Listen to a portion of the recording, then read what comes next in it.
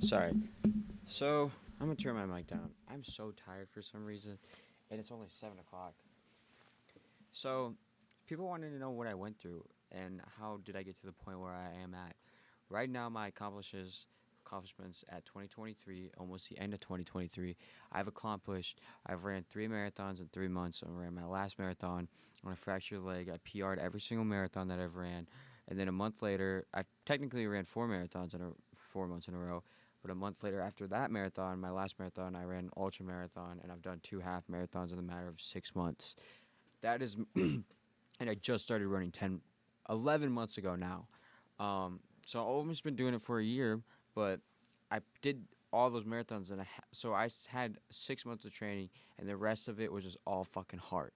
So where does my heart come from?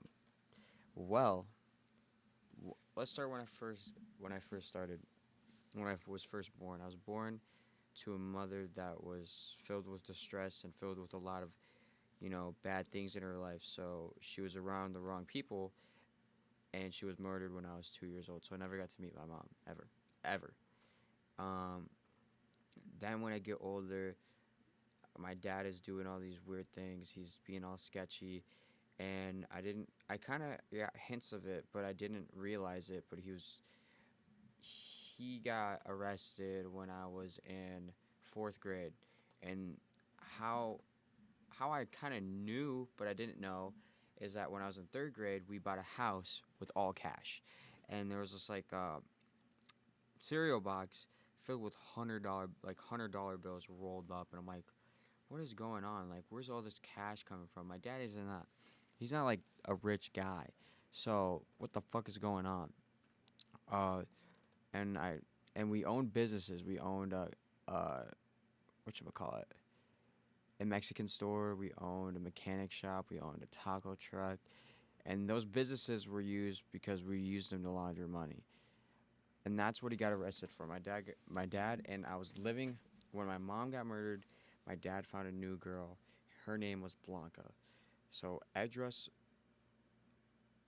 and Blanca.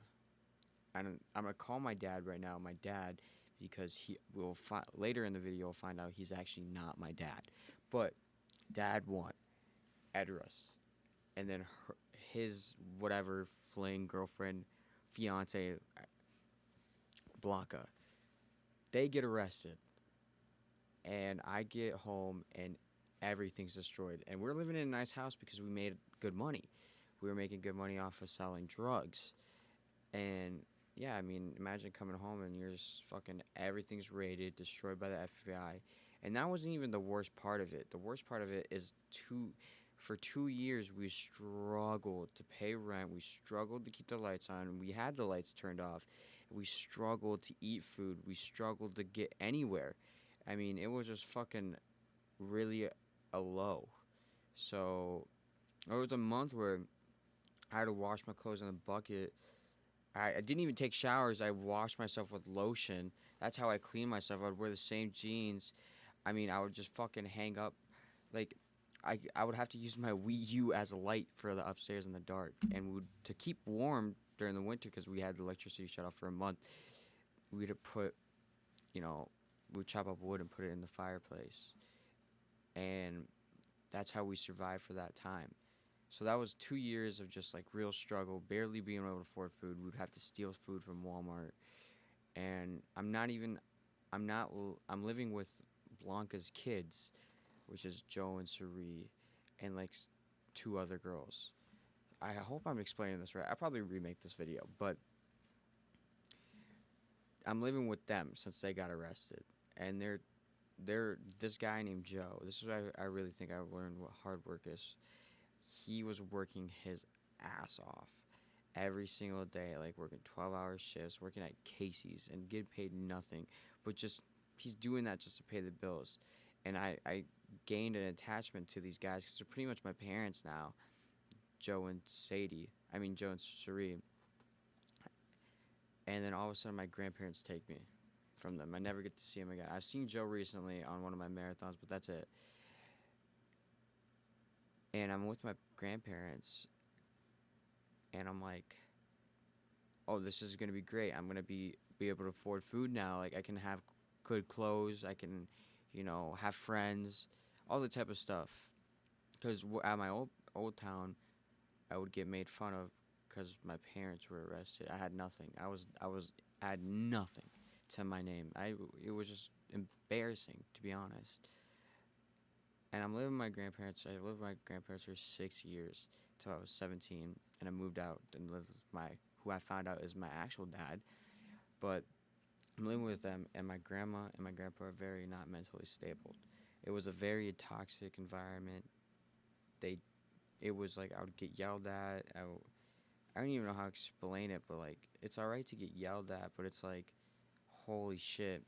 I would try to tell them that we can't live in this mess because my grandma was a hoarder, like real hoarder. Like it was bad. It was really, really bad. And she had like 8 cats in the house, a stank of cat piss, and I couldn't live like that. So when I lack motivation, like when I lived there, and this I first started my grind when I was living there. When I lacked motivation, I would just look around and I would just see emptiness. But it was not emptiness. It was filled to the brim of just junk. But my heart and my mind were empty, mentally drained and physically drained. And I would tell myself, you're never going to live like this ever again.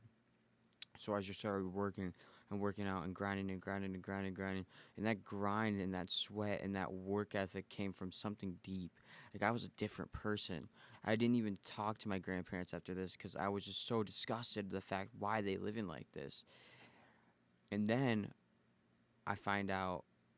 I asked my dad in jail. He calls me and I'm like, "There's no way you're not a dad because I'm short and you're tall." And he was like, "Nope." And I find out who my real dad is. And this guy is a blessing to my life. And this is where I went from this to boom. You showed me support and you showed me what it really means like to be loved because I didn't know what real love was because all my love seemed fake in my life. And I always asked God, why me? And I figured out you got to go through those hard times and the worst times. You got to go with no electricity for months and, not being able to barely afford food at a very young age. You got to be going through that. Your parents just getting taken away from you. I mean, that dude was my parent. Like, I thought he was my dad. I loved that dude, and he just took it away. Never get to see him again.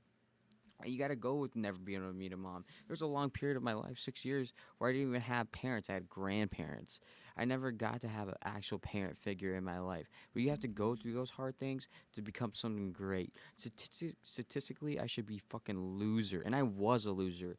Because while I was trapped at my grandma's and grandpa's place, I did so many drugs. Like, I was drinking rubbing alcohol just to get drunk because I didn't even want to be sober because I didn't want to be sober in this environment. I was taking acid, shrooms, painkillers. I was drinking NyQuil. It was so bad, and I was a loser. And when I finally woke up, and I think it was God fucking smacking me in the face, and I was sitting in my room, and he was like, "You need to do something." So I hopped on that treadmill, and I did something. Statistically, I shouldn't be here, but I'm here.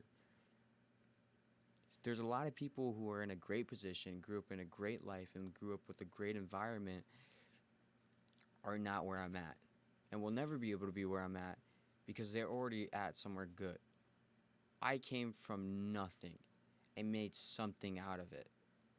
And when you finally make something out of it, it just feels so much better. So that's my backstory, and so that's what I think some of you guys wanted to hear. Peace.